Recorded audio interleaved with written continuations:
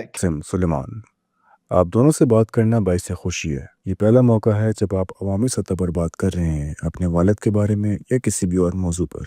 उन लोगों के लिए जो नहीं जानते, खासतौर के लोग, आपके वालिद साबिक वज़ीर आज़म इमरान खान को जेल भेज दिया गया था आज से 1 साल पहले। मेरा ख्याल है मैंने आपको बताया था कि मैंने उनका इंटरव्यू जेल जाने से चंद हफ्ते पहले किया था, और वो रूसी बगावत के दिन का इंटरव्यू था। वो मेरी ज़िंदगी का सबसे जज्बाती इंटरव्यू में से एक था, और ज़्यादातर पाकिस्तानी इस कैद को एक मुकम्मल सियासी इंतकामी कार्रवाई समझती है। और ये ऐसा लगता है जैसे ये पाकिस्तान की तारीख में फ़ौजी कंट्रोल या पाकिस्तानी फ़ौज का सियासी कंट्रोल का हिस्सा हो, जो पाकिस्तानी फ़ौज की तरफ से हो, जिसने गलबा हासिल रखा है तिहाइयों से मुल्क की सियासत पर। मैं एक इक़्तिबास से आगाज़ करना चाहता हूँ, एक ट्वीट जो आपकी वालदा जुमैमा की तरफ से की गई थी। गुज़िश्ता चंद हफ्तों के दौरान संगीन और तशवीशनाक मेरे बेटों के वालिद इमरान खान के साथ जेल में रखे जाने वाले सलूक के हवाले से पाकिस्तानी हकाम ने इनके अहल खाना और वकला की तमाम मुलाकातें बंद कर दी हैं। उन्होंने साथ साथ तमाम अदालती समाअतें भी मुलतवी कर दी हैं। इसके अलावा बिलमुशाफा मुनक़ता कर दी गई हैं, और एक अदालत वर्जी करते हुए इनके बेटों से हफ्तावार कॉल्स, सुलेमान और कासिम, आप लोग जो बरतानवी शहरी हैं और लंदन में रहते हैं, उन्हें 10 सितंबर को रोक दिया गया था। हमें ये इत्तलात वसूल हुए हैं कि हकाम ने अब इमरान खान की कोठरी में अब इन्हें किसी भी वक्त कोठरी से बाहर निकलने की इजाज़त नहीं है। जेल का बावर्ची तक छुट्टी पर भेज दिया गया है, और अब वो मुकम्मल तौर पर तय हैं, हकीकी मायनों में अंधेरे में, बग़ैर किसी राब्ते के बैरूनी दुनिया से। उनके वकला को तशवीश है उनकी हिफाजत और खैरियत के बारे में। तो ये थी आपकी वालदा की बातें चंद माह पहले अक्टूबर में। दोस्तों, एक बार फिर खुशी है कि आप लोग शो पर आए हैं। और मेरा पहला सवाल ये है कि क्या ये जो आपकी वालदा ने बयान की? जी हाँ, बिल्कुल। हमें कुछ अरसे से मालूम है कि वो ऐसे वक्तों से गुजर चुके हैं। सेल में रोशनी नहीं होती थी। वो वहाँ तकरीबन 2 साल से हैं, और वहाँ ऐसे औकात भी थे जब आप जानते हैं कि कोई रसाई नहीं थी बाहर के डॉक्टरों तक भी थी। आप जानते हैं हम पूरी तरह वाकिफ़ हैं इस सूरत हाल से जिनसे वो गुजर रहे हैं। आप जानते हैं भाई में कैद हैं। काश हम ये कर पाते कि हम इनसे बात कर सकते। आप जानते हैं अदालत ने हुक्म दिया है कि हम हर हफ्ते इनसे एक बार बात करें, मगर हम इनसे बात करते हैं इन्हें बाद, वो भी अगर हो सके। मेरे ख्याल में वो ट्वीट की गई ज़ाहिरों के बाद, जो कि इलेक्शंस के मुतालिक और अवामी तौर पर पाकिस्तान में जमहूरियत के दबाव के ख़िलाफ़ थे, और बतौर सज़ा उन्होंने शिद्दत बढ़ा दी इस किस्म की सज़ाओं की। आप जानते हैं कोठरी में कोई रोशनी नहीं, कोई मुलाकात नहीं, दीगर पाबंदियाँ। मेरे ख्याल में और चंद दीगर लोगों ने भी इस पर बात की है कि वो एक डेथ सेल में है, जो बुनियादी तौर पर न सिर्फ तन्हाई में कैद है, बल्कि ऐसी तन्हाई की कैद है जो ज़्यादातर लोगों के लिए होती है जिन्हें सज़ाए मौत दी गई हो। यह दहशतगर्दों के लिए उन्होंने सिर्फ खुद एक पैगाम जारी किया था। मेरे ख्याल में ये पिछले साल के दरमियान का था। उन्होंने कहा था, इक़्तिबास, मैं कैद में हूँ एक 7 से 8 फुट के डेथ सेल में, जो अमूमन दहशतगर्दों के लिए मखसूस होता है ताकि इन पर किसी के साथ कोई राब्ता ना हो सके। क्या आप मुझे मज़ीद बता सकते हैं उस सेल और उसके हालात के बारे में? जो हम जानते हैं वो ये है कि वो दीगर कैदियों को कोई रसाई नहीं रखते। वो वहाँ अकेले हैं।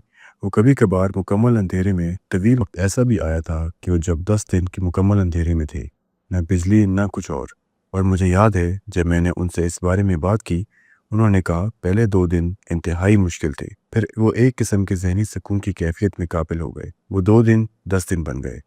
उन्होंने कहा कि तो हाँ, उनकी हालत सेल में बहुत ज़्यादा अफसोसनाक है। एक बात जो मैं आपके वालिद के बारे में जानता हूँ, वो एक बहुत मजबूत हौसले वाले इंसान हैं। आपने थोड़ा सा जिक्र किया कि वो इस सूरत हाल से कैसे निमट रहे हैं। क्या आप हमें ये बता सकते हैं कि शुरू के दिनों में जब आपकी उनसे कॉल पर बात होती थी और आजकल वो कैसे हैं? क्या वो अब भी इतने मजबूत हैं या वो जद्दोजहद कर रहे हैं? मैं तसव्वुर भी नहीं कर सकता कि कोई 10 दिन तक अंधेरे में रहे। यकीनन ये एक बिल्कुल दुरुस्त वजाहत है।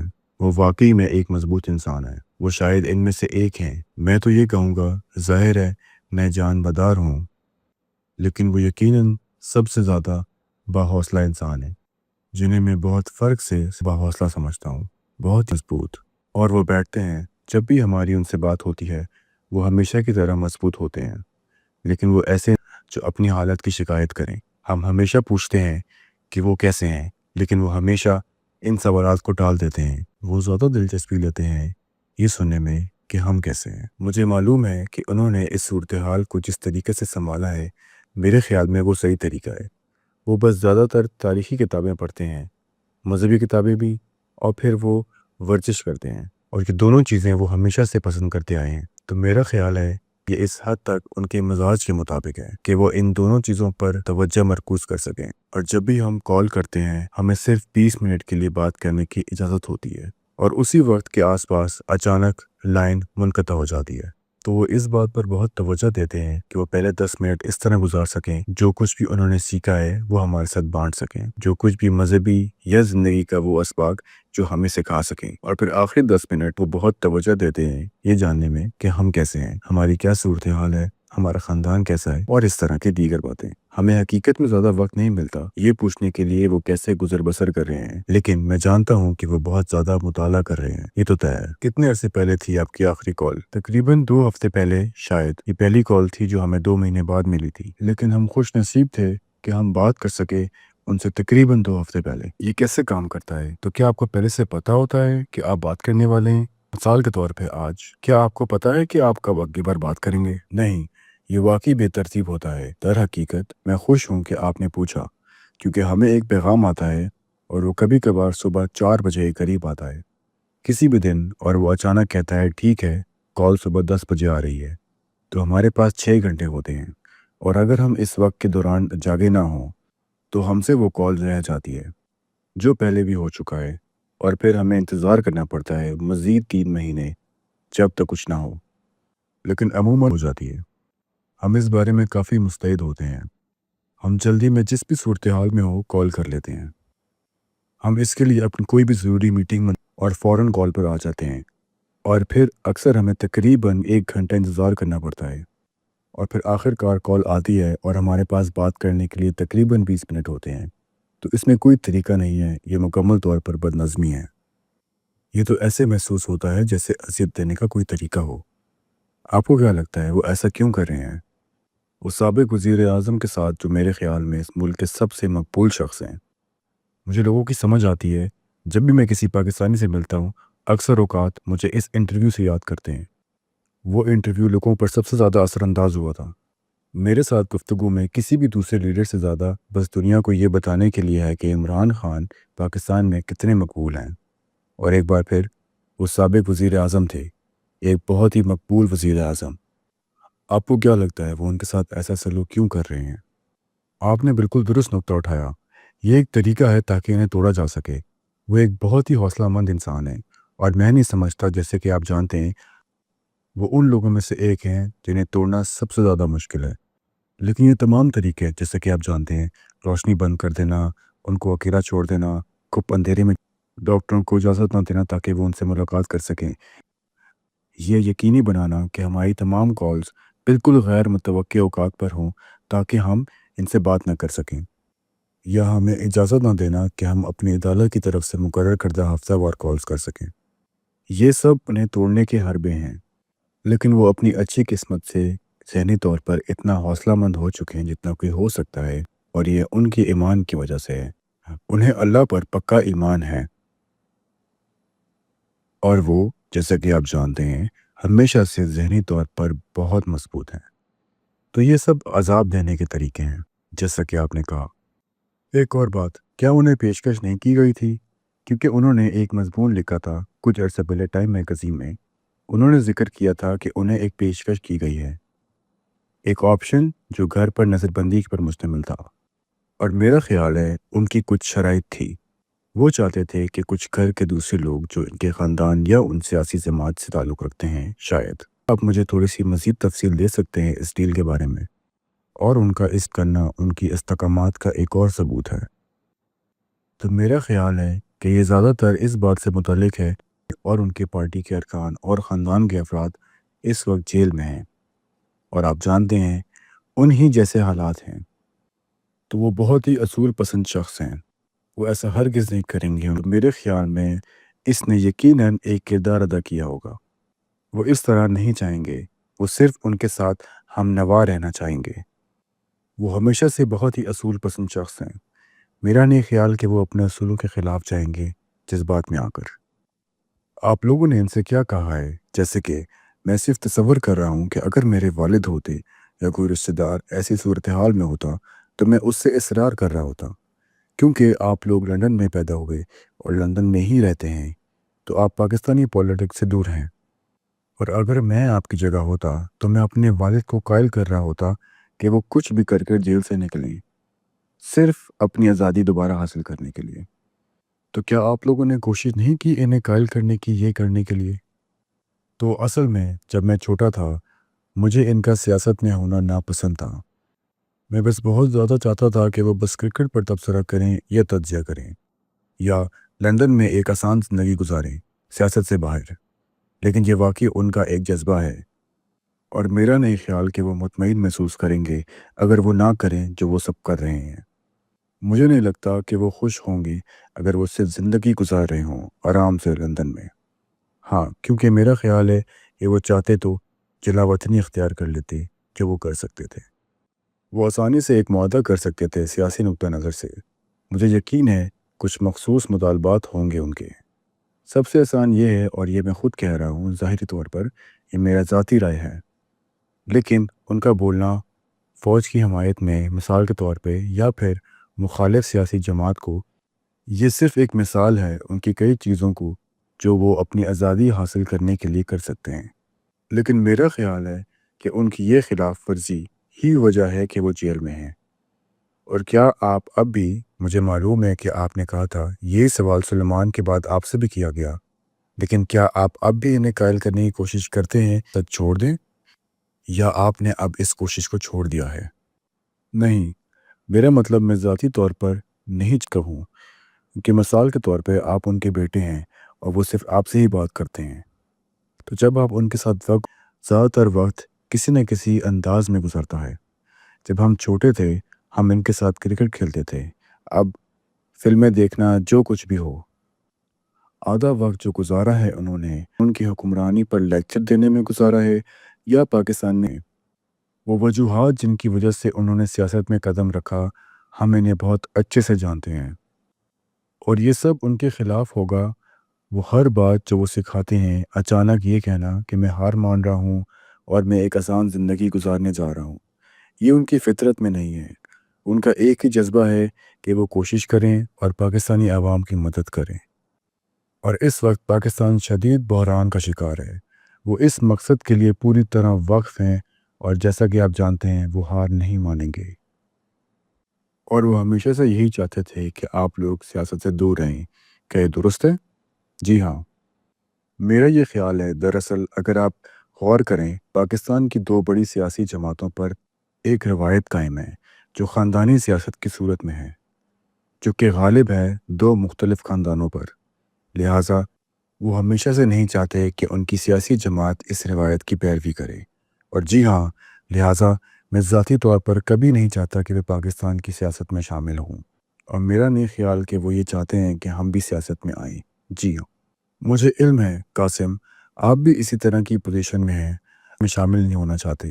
آپ ایک بہت کامیاب کاروباری شخصیت بھی ہیں، تو آپ کے پاس ایک سیاست سے ہٹ کر بھی زندگی ہے، اور اس بات سے کچھ حد تک ظاہر ہوتا ہے کہ شاید آپ کو میرے اگلے سوال کا جواب معلوم ہو کہ آپ یہ انٹرویو اب کیوں اور اس وقت کیوں دے رہے ہیں۔ تو سب سے بڑھ کر ہم نے آزمایا ہے جس کے بارے میں ہمیں لگے کہ وہ انہیں باہر نکالنے میں مدد کر سکتا ہے۔ ہم نے کبھی نہیں سوچا تھا کہ وہ اتنے عرصے تک اندر رہیں گے جتنا وہ اب تک رہ رہے ہیں۔ لہٰذا ہم کسی حد تک ان راستوں سے مایوس ہو چکے ہیں، اور ہم نے فیصلہ کیا ہے کہ ٹھیک ہے، اب واحد راستہ یہ ہے کہ کوئی عملی اقدامات لیا جائے کہ سامنے آ کر عوام کا خیال ہے۔ میں آپ کا شکر گزار ہوں کہ آپ نے اجازت دی کہ ہم یہاں اس معاملے پر بات کر سکیں۔ جو ہم چاہتے ہیں وہ ہے پاکستان کی طرف سے بین الاقوامی دباؤ، کیونکہ اس وقت عمران خان ایک غیر انسانی زندگی گزار رہے ہیں۔ وہ نہیں دے رہے انہیں بنیادی انسانی حقوق، وہ واقعی میں کسی بھی طور پر کافی اقدامات نہیں کر رہے، اور جو ہم چاہتے ہیں وہ ہے عالمی دباؤ۔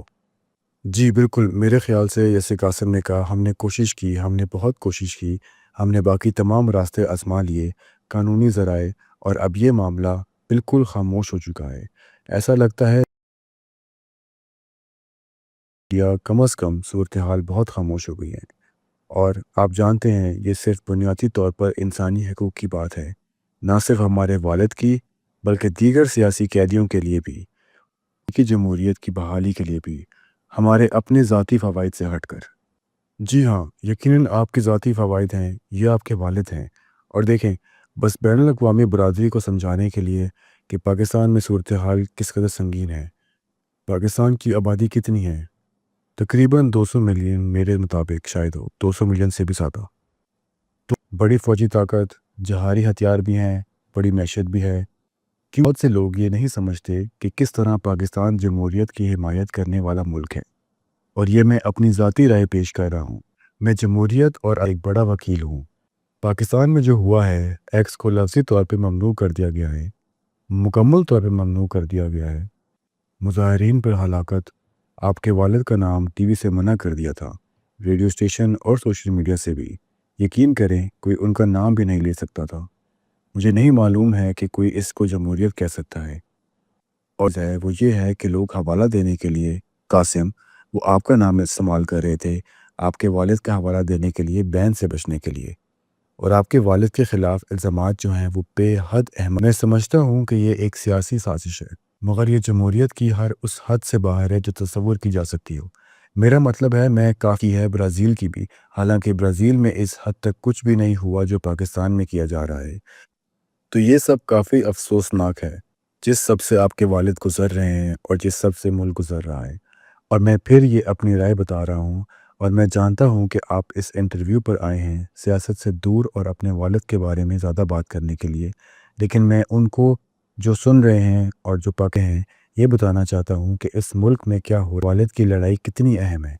آپ نے پاکستان پر بین الاقوامی دباؤ کے بارے میں بات کی، اور ہم نے گزشتہ سال کے آخر میں ایسا کچھ ہوتے دیکھا، اور اب یہ بات کافی دب چکی ہے، مجھے نہیں پتا کیوں۔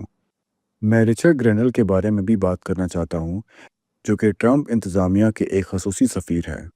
اس نے بنیادی طور پر آپ کے والد کی رہائی کے لیے، مجھے لگتا ہے گزشتہ سال کا آخر چل رہا تھا، انتخابات کے بعد، ٹرمپ کے انتخابات جیتنے کے بعد، اس نے کہا ہے کہ معذرت، میرا پہلے آپ سے سوال یہ ہے کہ اس حوالے کو پڑھنے سے پہلے کیا آپ کی کبھی بات ہوئی ہے رچرڈ سے، ان کے اس بیان سے پہلے یا بعد میں؟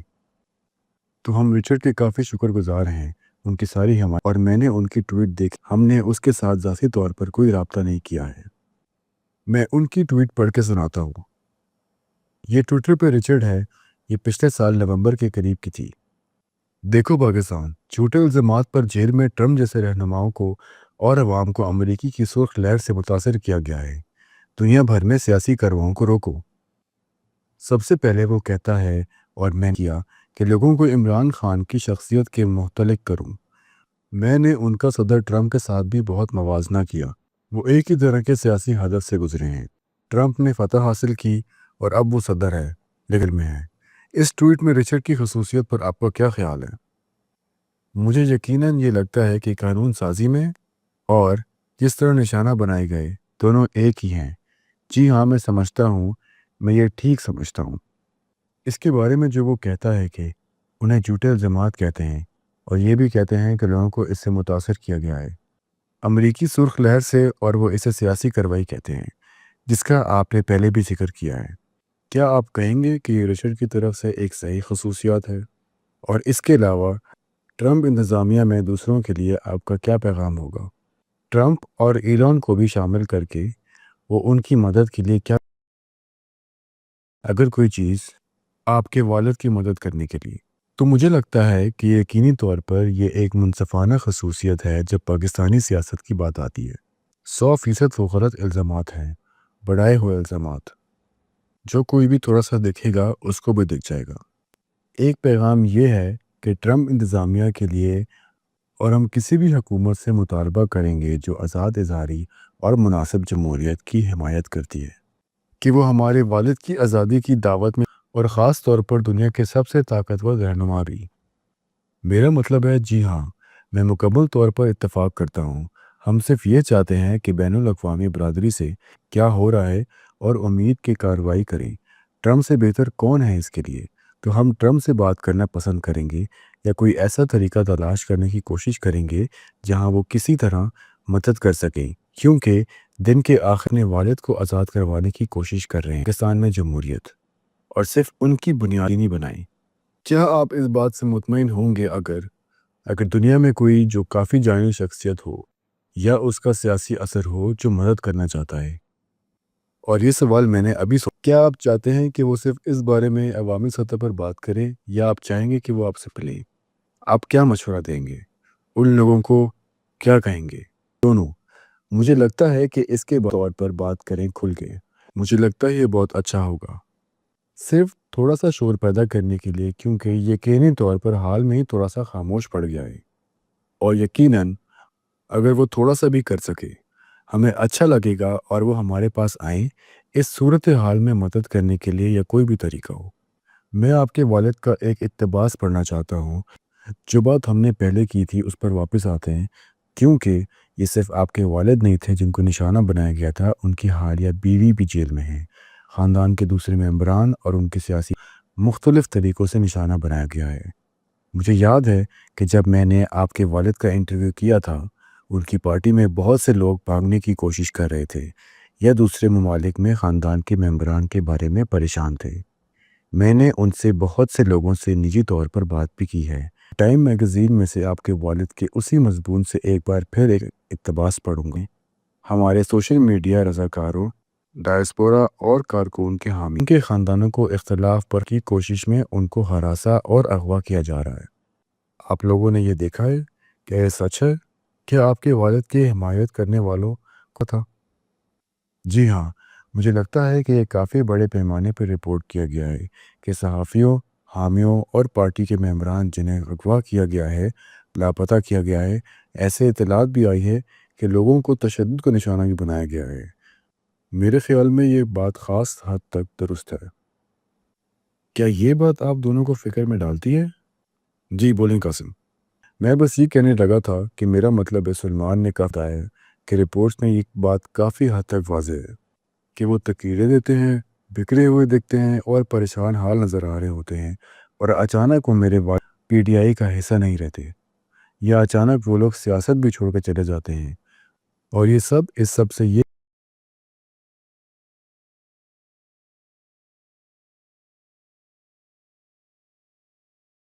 حد تک صاف ظاہر ہے۔ کیا یہی وجہ ہے؟ میں نے آپ سے پہلے بھی پوچھا تھا کہ آپ عوامی طور پر بات کیوں نہیں کر رہے ہیں؟ آپ نے پہلے کبھی نہیں کی، اس کی کیا وجہ ہے؟ اور آپ تھوڑا سا شاید اپنے والد کی گرفتار کی ابتدائی دنوں کی وضاحت کر سکتے ہیں؟ آپ تب کہاں تھے جب آپ نے اس بارے میں سنا تھا؟ آپ کے دماغ میں پہلی چیز کیا آئی تھی؟ کیا آپ کو اس کے ہونے کی توقع تھی؟ میں جانتا ہوں کہ آپ نے پہلے بھی کہا تھا کہ آپ کو توقع نہیں تھی کہ اتنا وقت گزر جائے گا۔ میں جاننا چاہتا ہوں کہ آپ نے پہلے اور جب وہ پہلی دفعہ گرفتار ہو کر چھٹ گئے تھے تو اس کی وجہ سے بڑے پیمانے پر احتجاج کیے گئے تھے، اور وہ پھر گرفتار ہو گئے اور لوگ آہستہ آہستہ خاموش ہو گئے۔ ہم ہمیشہ سے کافی نجی لوگ رہے ہیں۔ یہ بات واپس اس نقطے پر آتی ہے جو ہم پہلے بھی بات کر رہے تھے کہ ہمارے والد نے کبھی نہیں چاہا کہ ہم پالیٹکس میں آئیں۔ ہمیں خود بھی اس میں دلچسپی نہیں تھی، اس لیے یہ فیصلہ ٹھیک لگا کہ ایک زیادہ سکون زندگی گزر جائے، اور انگلینڈ میں رہنے کے لیے یہ ایک اچھا پہلو تھا کہ ہمیں عوام کی آنکھوں میں زیادہ نہیں رہنا پڑتا تھا۔ لیکن مجھے بہت اچھی طرح یاد ہے جب ان کی گرفتاری ہوئی، اس وقت میں اپنی زندگی کے سب سے بڑی اپنی نوآماز کاروبار کے لیے، میفو کے لیے، میں اسٹیج پر جانے والا تھا لوگوں کے سامنے بولنے کے لیے، اور جب میں تیاری کر رہا تھا تقریباً 1 گھنٹہ 1.5 گھنٹہ پہلے میرے کاروباری ساتھی کا اچانک سے رنگ اڑ گیا اور اس نے مجھے اپنا فون دکھایا۔ میں نے دیکھا کہ میرے والد گرفتار ہو گئے ہیں۔ اس وقت یقیناً ہم اس قسم کی چیزوں سے آسانی سے گزر جاتے ہیں۔ ہم نے انہیں گولی لگتے ہوئے دیکھا ہے، ہم نے انہیں پہلی بار گرفتار ہوتے دیکھا ہے، انہوں نے ہمیں خود بیٹھکان میں معاف لا رہے ہیں، تو ہم ان سب چیزوں کے عادی ہو گئے ہیں۔ جب یہ ہوا مجھے یاد ہے کہ میں صرف یہ سوچ رہا تھا کہ میری سپیچ کتنی معمولی لگ رہی ہے، حالانکہ اس وقت کے لیے میری زندگی کی سب سے بڑی تقریر تھی۔ میں اسٹیج پر گیا لیکن میرا دھیان سارا ادھر تھا۔ میں کچھ الفاظ بھول گیا لیکن پھر بھی ٹھیک ٹھاک گزر گیا۔ لیکن سب سے زیادہ جو بات مجھے یاد ہے وہ یہ تھی کہ جب یہ ہوا اندازہ نہیں تھا کہ کتنا لمبا چلے گا۔ مجھے لگا تھا 1 مہینہ 2 مہینہ زیادہ سے زیادہ، لیکن اب تقریباً 2 سال ہونے کو ہیں اور وہ پورے وقت انفرادی قید میں ہیں۔ تو ہاں، یہ سب کچھ کافی وحشیانہ رہا ہے۔ سلیمان، اس کی کیا امیدیں تھیں اور آج ہم جہاں ہیں اس کے بارے میں آپ کیا کہیں گے؟ ہاں، مجھے بھی یاد ہے، لیکن میں اس وقت اور میرا اپنا رد عمل تھا۔ مجھے اس نے اتنا حیران نہیں کیا کہ کچھ دن پہلے ہی میری ان سے بات ہوئی تھی اور انہوں نے مجھے بتایا تھا کہ یہ ممکن ہے کہ انہیں گرفتار کیا جا سکتا ہے، لیکن اس سے پہلے بھی اسی سال انہیں گرفتار کیا گیا تھا، 9 مئی یا اس کے بعد کے احتجاج کے دوران، اور پھر کچھ دنوں بعد انہیں چھوڑ دیا گیا تھا۔ تو مجھے امید تھی کہ اس دفعہ بھی ویسے ہی ہوگا، اور میں تو بالکل بھی اس امید میں نہ تھا کہ لگ بھگ 2 سال بعد بھی انہیں یہ پیشکش کب پیش کی گئی تھی۔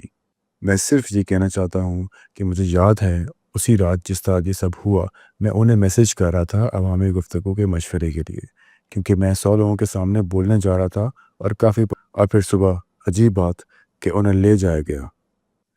یہ واقعی دل توڑ دینے والی بات ہے جو آپ لوگوں کے ساتھ ہو رہا ہے، اور سب سے پہلے تو میں عزت کرتا ہوں خاص کر پاکستانی سیاست کے حوالے سے، جہاں ہمیشہ بچوں کو تیار کیا جاتا ہے کہ وہ اپنے والد کے نقش قدم پر چلیں۔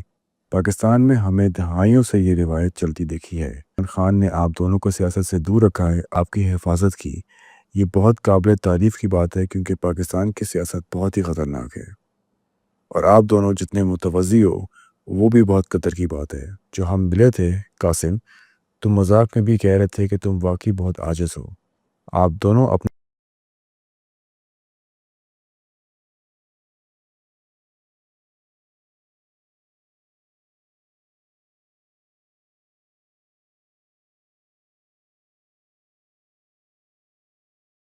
میں آواز اٹھا رہے ہو، جبکہ پتہ ہے کہ پاکستانی فوج اور حکومت کس حد تک ظالم ہو سکتی ہے، اور ان لوگوں کے خلاف جو عمران خان کے حق میں بولتے ہیں۔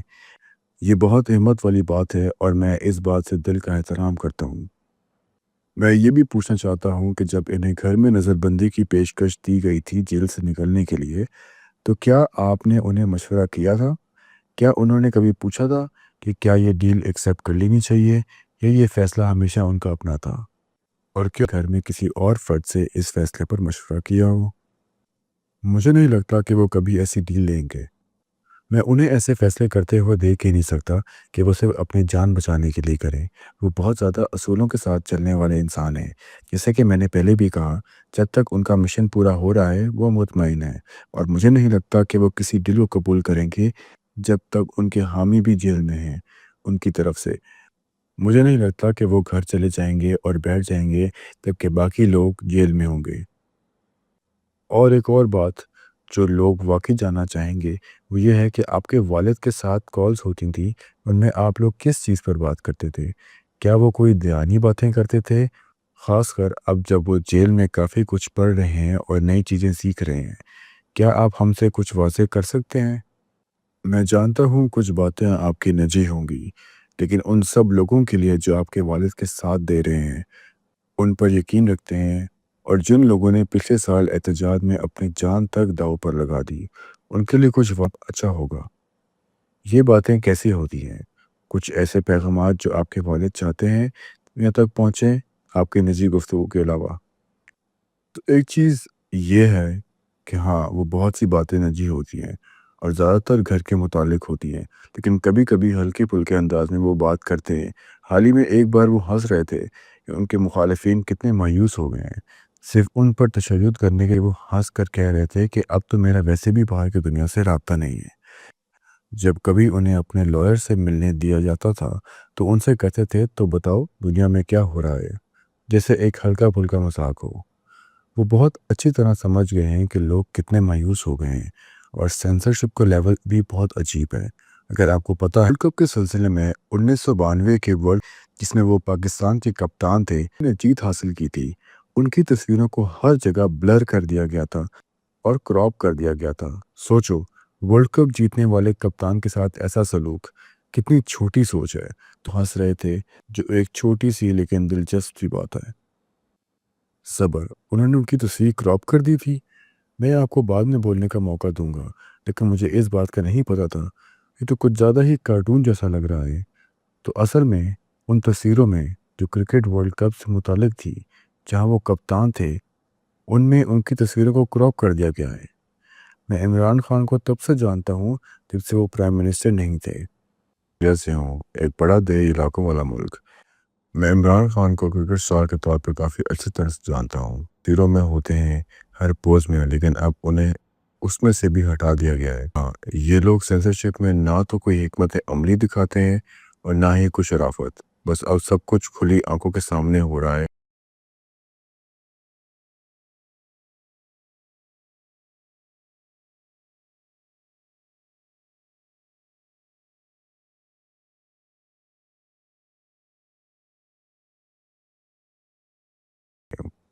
سلیمان، شاید آپ سے بھی یہی سوال ہے، ان گفتگو کا کیا لہجہ ہوتا ہے اور آپ کے والد کا حال کیا ہے؟ اب تک جو آپ نے بتایا ہے اس سے صرف یہی لگتا ہے کہ وہ صرف مضبوط نہیں بلکہ برداشت زیادہ مضبوط ہے۔ یہ برداشت ہی نہیں کر رہے بلکہ مخالف پارٹی کی مایوسی۔ ہاں، مطلب جیسے کہ میں نے پہلے بھی کہا، نہیں ہے جو اپنے حالات کے بارے میں شکایت کرے۔ مجھے پورا یقین ہے کہ ان کے لیے بہت مشکل ہوگا۔ جیسا ان کی کوٹری اتنی چھوٹی ہے اور 10 دن کے لیے رکھا گیا ان کو اندھیرے، یہ ایک بے رحم عزل کا طریقہ ہے، بہیمانہ تشدد کا طریقہ بھی ہے۔ ان کو کسی سے رابطہ کرنے کی اجازت نہیں ہے اور آپ کی فون کالز بھی 20 منٹ کے بعد کاٹ دی جاتی ہیں۔ یہ ایک شرمناک سلوک ہے جو ان کے ساتھ کیا جا رہا ہے۔ وہ لوگ جنہوں نے سنگین جرائم کیے ہیں، جو کہ ظاہر ہے کہ آپ کے والد ان کے نزدیک بھی نہیں آتے۔ لیکن معذرت کہ میں نے آپ کی بات کاٹی سلیمان، وہ ایک مثبت رویے سے محسوس کرتے ہیں۔ میرا خیال ہے کہ وہ واقعی محسوس کرتے ہیں کہ وہ پہلے تقریباً 2 سالوں سے وہاں ہیں۔ انہوں نے زیادہ سیکھا ہے اور حکمت عملی کے لحاظ سے بھی۔ آپ جانتے ہیں انہوں نے واقعی ایک اچھا لائے عمل تیار کیا ہے کہ وہ مستقبل میں کیا کرنا چاہتے ہیں۔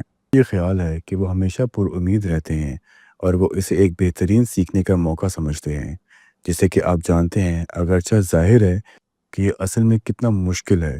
جی ہاں، میں یہ کہنا چاہتا ہوں کہ وہ ہمیشہ سے بہت مطالعہ کرنے والے ہیں، لیکن اب ان کے پاس اتنا وقت ہے کہ وہ تاریخی شخصیت کے بارے میں پڑھ سکیں، گزشتہ قائدین کے بھی بارے میں اور ایمان کے بارے میں بھی، اور ان کا ماننا ہے کہ وہ پچھلے 2 سالوں میں پچھلے 20 سالوں سے زیادہ ترقی کر چکے ہیں، اور انہوں نے بالکل یہ الفاظ کہے ہیں کہ اس کے ساتھ ساتھ وہ ذہنی طور پر کتنے ترقی یافتہ ہوئے ہیں، اور وہ کہتے ہیں کہ روحانی طور پر بھی۔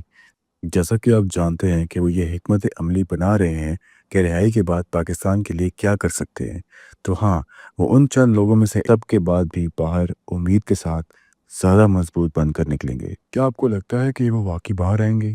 میرا مطلب ہے یقیناً میں یہی، مگر ہم یہاں کیوں ہیں؟ اس کی وجہ یہ ہے کہ آپ جانتے ہیں ہمیں لگتا ہے کہ ہمارے پاس کے راستے محدود ہوتے جا رہے ہیں، اور جو چیز ہمیں سب سے زیادہ پریشان کر رہی ہے وہ یہ ہے کہ پاکستان پر خود دباؤ تھا، خبروں کا زور۔ آپ جانتے ہیں یہ سب حال میں ہی کافی حد تک ختم ہو گیا، یہ مدھم پڑ گیا ہے۔ تو ہم یہاں اس لیے ہیں کیونکہ ہم واقعی پریشان ہو رہے ہیں، فطری طور پر اس وقت بہت پریشان ہیں، یہاں تک کہ ان پر ایسے مقدمات قائم کرنے کی دھمکیاں دی گئی ہیں جس میں سزائے موت آپ جانتے ہیں اس لیے کر رہے ہیں۔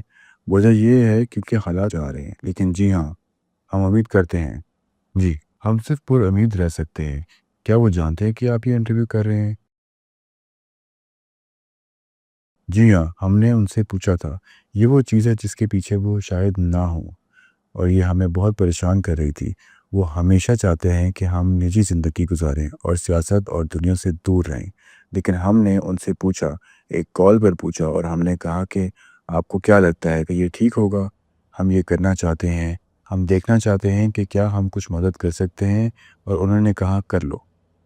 عمران خان سیاست سے باہر کیسے ہیں؟ ایک انسان کے طور پر وہ کیسے ہیں، اور ان کی وہ کون سی پہچان ہے کہ دنیا نہیں دیکھ پاتی ہے؟ وہ ایک بہت ہی والد ہیں اس طریقے سے، آپ جانتے ہیں، ایک عجیب سے انداز میں، یعنی انہوں نے اپنی زندگی سیاست اور پاکستانی عوام کے لیے وقف کر دی ہے۔ اس طریقے سے ان کے ذہن میں لاکھوں بچے مجھے لگتا ہے کہ ہوں گے، لیکن انہیں جب بھی موقع ملتا ہے، انگلینڈ آتے تھے، ہم پاکستان جاتے تھے، تو وہ کسی طرح 2 ہفتے صرف ہمارے ساتھ گزارنے کے لیے نکال لیتے تھے، جو کہ ایک بہت مشکل کام ہے کسی اتنے مصروف آدمی کے لیے۔ احساس نہیں ہے کہ وہ آدھے سے زیادہ کافی کہہ لیں مزاحیہ انسان بھی ہیں، لیکن آج کل ہم انہیں کافی عرصے سے نہیں دیکھ پائے ہیں۔ میرا مطلب ہے آخری دفعہ جب ہم نے انہیں دیکھا تو وہ اپنے لوگوں کے لیے، اپنے سپورٹرز کے لیے ایک ریلی کر رہے تھے، اور اس وقت ان کی جان کے لینے کی کوشش کی گئی تھی، لیکن یہ بات تھوڑی سی الگ ہے۔ جب ان کی جان لینے کی کوشش کی گئی اور انہیں ٹانگوں میں 3 گولیاں لگی تھیں اور اگر ان کا ایک کو نیچے نہ کرتا تو انہیں سینے اور وہ سپورٹر بدقسمتی سے واقعی میں اپنی جان گنوا بیٹھا۔ لیکن اس کے بعد ہم فوراً نکل گئے اور ان سے ملنے گئے اور اس سفر کا اپنا ہی ایک سفر بھی تھا۔ ہم تقریباً 15 گاڑی ایک بام پروف گاڑی میں تھے، وہاں ایک نقلی گاڑی بھی تھی اور ایک گاڑی جس میں ڈیٹنیٹرز تھے جو پیچھے سے تیار تھی۔ جب ہم گھر پہنچے تو ہمیں یہ دیکھنا پڑا کہ ہمارے کھانے میں زہر نہ ہو۔ ہمیں کھڑکیوں سے دور رہنا پڑتا تھا کیونکہ سنائپر کا خطرہ تھا۔ ہر جگہ افراتفری تھی، سب کچھ انتہائی پریشانی سے بھرا تھا، اور یہ آخری مرتبہ تھا جب ہم نے انہیں دیکھا۔ یہ وہ آخری دفعہ تھا جب ہم ان سے ٹھیک سے مل پائے تھے اور بات کر پائے تھے، اور وہ اس وقت ویل چیئر میں تھے، گولیاں لگی ہوئی تھی، اور بہت عجیب لگتا تھا انہیں ویل چیئر میں دیکھنا کیونکہ وہ عام طور پر ایک بھرکار شخصیت رہتے تھے۔ پھر بھی چلنے میں مشکل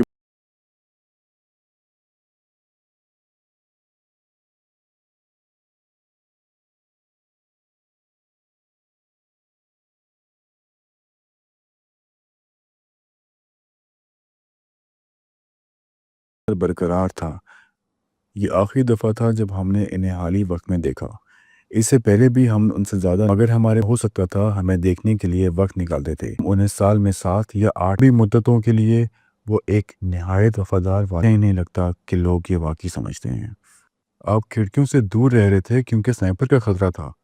لوگ یہ چیک کر رہے تھے کہ کہیں آپ کے کھانے میں زہر تو نہیں۔ وہ یہ چیک کر، او خدایا، یہ تو پاگل پن ہے، کیا زندگی ہے۔ دیکھنا پڑتا تھا کہ کھانا کہاں سے آیا ہے، بس اصل میں یہ سب سے ضروری ہوتا تھا۔ اور جب ہم وہاں گئے تو ہمارے سب رشتہ دار کمپاؤنڈ میں آئے تھے۔ میں ان کے ساتھ کرکٹ کھیلنا چاہتا تھا اور ایسی چیزیں، لیکن ہمیں گارڈن میں باہر نکلنے کی اجازت بھی نہیں تھی۔ حالانکہ آس پاس اونچی دیواریں تھیں، لیکن ان کا کہنا تھا کہ آس پاس بہت اونچی عمارتیں ہیں، اس کے نہیں ہیں، اور آپ کو دیکھنا چاہیے تھا۔ جب ہم ایئرپورٹ سے گاڑی تک یا گاڑی سے ایئرپورٹ تک جا رہے تھے، ہمیں ایسے گھیر لیا گیا تھا جیسے پینگوئنز کے ارد گرد حفاظت کی ہو، اور ہمیں جلدی سے گاڑی میں گھسیڑا گیا۔ سب کچھ کافی ڈرامائی تھا، اور میں یہ بات ہلکے میں نہیں کہہ رہا کیونکہ ہر دفعہ جب پاکستان جاتے ہیں کچھ نہ کچھ ڈرامہ ہوتا ہے، لیکن یہ جب ہم آخر بار گئے تو یہ سب سے بڑھ کر تھا۔ کیا آپ کو اب وہاں جانا محفوظ محسوس ہوگا اگر آپ اپنے والد سے مل سکتے؟ ہمیں منع کیا گیا ہے جانے کے لیے کیونکہ ہماری آنٹیاں گرفتار ہو گئی ہیں، ہمارے کزنز بھی گرفتار ہو گئے ہیں، کچھ تو جیل میں ہیں، اور ہمیں دھمکیاں بھی کافی زیادہ ہیں، اور ہم جاتے ہیں تو ہم اپنے والد کے لیے ایک ظاہری کمزوری بن جاتے ہیں، اور ایک اور طریقہ جس سے وہ ان تک پہنچ سکتے ہیں، اور اس لیے وہ ہمیشہ ہمارے آنے کے دوران سب سے زیادہ ٹینشن کے وقت تھا۔ کافی پریشان رہتے تھے کیونکہ وہ ڈرتے تھے کہ جب وہ لوگ بے چین ہوتے ہیں وہ ہر طریقہ اپنا رہے ہوتے ہیں، وہ کیا کر سکتے ہیں۔ ظاہر ہے اس بارے میں سوچا ہے، ہاں، آپ کبھی نہیں جانتے کہ کیا ہو سکتا ہے۔ اگر آپ کا پاکستانی فوجی ساتھ یا ان لوگوں سے بات کر سکیں جو فیصلہ ہوگا، میں یہ کہنا چاہوں گا کہ صرف ایک بات کا لحاظ رکھیں، پاکستان میں جمہوریت کا فیصلہ عزت کے لائق ہے، اور وہ شخص جو پچھلے جنرل انتخابات کو دیکھ چکا ہے اس میں یہ بات صاف نظر آتی ہے کہ پی ٹی آئی کے امیدوار کو اپنے نام پر انتخابات لڑنے تک کی اجازت نہیں ملی۔ وہ آزاد امیدوار کے طور پر کھڑے ہوئے اور پھر بھی سب سے زیادہ سیٹ جیت کر دکھائی۔ یہی تھا، اور اس کے باوجود مختلف طریقوں سے جمہوری عمل کو روکنے کی کوشش کی گئی۔ تو میرا پیغام یہ ہے، جمہوریت کا احترام کریں، عوام کے فیصلے کا، اور پاکستان کو اس راستے پر چلائیں جہاں عوام کی آواز سب سے اونچی ہو۔ بالکل، جب آپ دیکھتے ہیں کہ پچھلے الیکشن میں جس طرح کے طریقے استعمال کیے گئے تو یہ سب کچھ کسی ڈیموکریسی کا حصہ نہیں لگتا۔ ایک ایسے تقریباً 40% لوگ غیر تعلیم یافتہ ہیں، ان لوگوں کے لیے بیلٹ پہ نشان دیکھ کر ووٹ دینا بہت ضروری ہوتا ہے، اور اسی نشانی کو کرکٹ کا بیٹ جو کہ عمران خان سے جڑا ہوا ہے الیکشن سے چند دن پہلے بین کر دیا گیا۔ اس کا مطلب یہ ہے کہ عوام کو یہ تک نہیں معلوم ہو سکا کہ یہ ووٹ کہاں دینا ہے۔ اس کے علاوہ الیکشن کے دن ٹویٹر بین کر دینا، انٹرنیٹ بند کر دینا، اس سب سے انتخابات میں دھاندلی ظاہر ہے۔ شاید یہ سب سے ظاہری دھاندلی انتخابی مداخلت جو میں نے کسی جمہوری نظام میں دیکھی۔ تمہارے والد قید میں ہیں کچھ الزاموں کی بنیاد پر، اور شاید میں آخری 2 سوال پوچھنے سے پہلے شاید سلیمان میں نے بات کی ہے کہ یہ الزامات کتنے بے معنی اور بے مطلب ہیں۔ کیا الزام لگائے ہیں تمہارے والد پر؟ ایسے کون سی باتیں ہیں جن کی وجہ سے وہ قید میں ہیں؟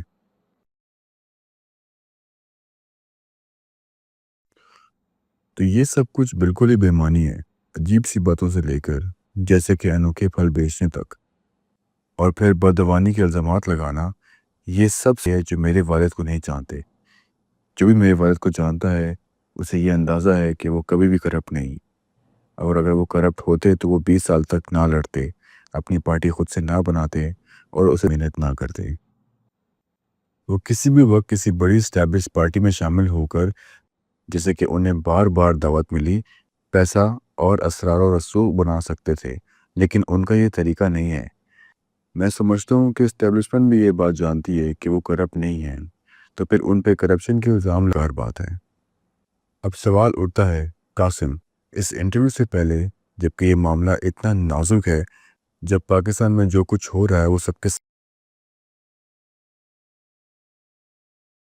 دونوں نے کبھی بھی پبلک میں بات نہیں کی، تو آپ کی فیملی کا کیا رد عمل تھا؟ یہ فیملی جسے 2 سال سے زیادہ عرصے سے نشانہ بنایا گیا ہے، ان کا کیا کہنا تھا ان سب پر؟ کچھ لوگ اس فیصلے کے پیچھے پوری طرح کھڑے تھے، لیکن کچھ کا رد عمل ملا جلا تھا۔ یہ اس بات پر انحصار کرتا ہے کہ آپ کس سے پوچھ رہے ہیں۔ آخر میں ہم نے انہیں یہ بات سمجھا دی کہ اگر اس کام میں تھوڑا سا بھی فرق اگر کسی طریقے سے ہم ان کی رہائی میں مدد کر سکیں، وہ انٹرنیشنل کمیونٹی سے گزارش کرنا ہو یا ٹرمپ جیسے کسی شخص سے بات کرنا ہو، تو یہ کوشش کرنا ضروری ہے۔ اگر تھوڑا سا بھی فرق پڑتا ہے تو یہ سب کچھ کرنا بہت قابل ہے۔ تو ہم خیرہ عوام میں دکھانے کے لیے تیار ہیں اس مقصد کے لیے۔ میرا آخری سوال آپ لوگوں سے یہ ہے، اگر یہ انٹرویو ان کے ساتھ ہو رہا ہوتا، اگر کسی طرح ہم ایک کیمرہ چھپ کر جیل میں لے کر لائیو ریکارڈ کر لیا ہوتا، تو وہ کیا کہتے؟ ان کا پیغام کیا ہوتا، خاص کر پاکستان کے لوگوں کے لیے اور باقی دنیا کے لیے؟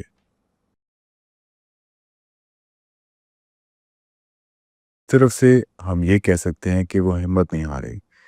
جب تک وہ رہا نہیں ہو جاتے وہ مضبوطی سے کھڑے رہیں گے، اور جب وہ رہا ہوں گے تو امید ہے کہ وہ ایک اثر ڈالیں گے، ایک تبدیلی لائیں گے۔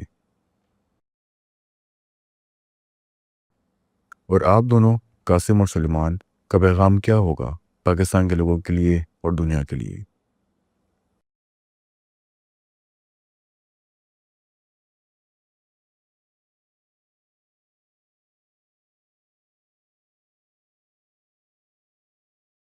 ہونا، وہ خود امید نہیں ہارے، انہوں نے ہار نہیں مانی، وہ جیل میں صرف بیٹھ کر وقت نہیں گزارے، وہ مستقبل کے بارے میں سوچ رہے ہیں، اور انہیں یقین ہے کہ تبدیلی آئے گی۔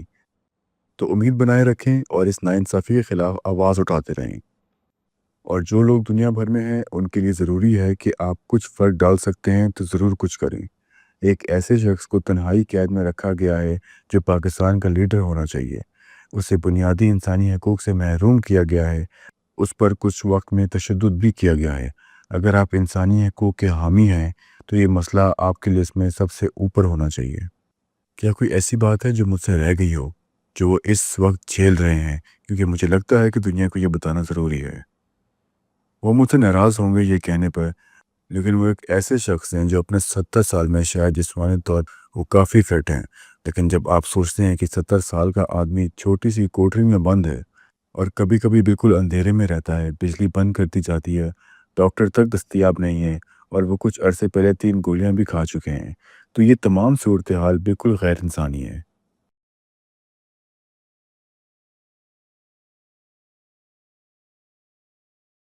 اور اگر میں اپنی بات ختم کروں تو یہ کہنا چاہوں گا کہ میں اکثر اپنے انٹرویوز میں کوئی موقف نہیں لیتا، لیکن کچھ حالات ایسے ہوتے ہیں جہاں خاموش رہنا ناانصافی ہوتی ہے۔ پاکستان ایک بہت بڑا ملک ہے، جیسا کہ آپ نے کہا 200 ملین سے زیادہ لوگ، یا تقریباً 1/4 بلین لوگ ہیں، ایک نیوکلیر پاور ہے، ایک اکنامک پاور بھی ہے۔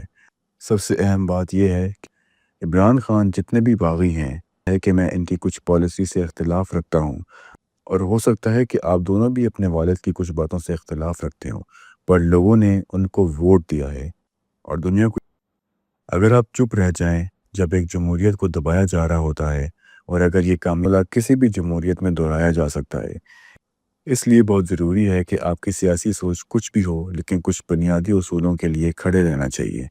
جمہوریت ان میں سے ایک ہے۔ میں دعا کرتا ہوں آپ کے والد جلد جیل سے رہا ہوں، دعا کرتا ہوں کہ وہ صحت مند رہیں، پاکستان میں حالات بہتر ہوں، اور آپ لوگ ایک عام زندگی گزار سکیں، عمران خان کی فیملی اور آپ دونوں بھی۔ میں آپ کا وقت دینے کا بہت شکریہ ادا کرتا ہوں۔ عمران خان کا بھی شکریہ کہ انہوں نے اس انٹرویو کی اجازت دی، اور میں امید کرتا ہوں کہ جلد دوبارہ عمران خان کا انٹرویو کروں۔ قاسم اور سلمان، آپ دونوں کا بہت شکریہ۔ خدا حافظ۔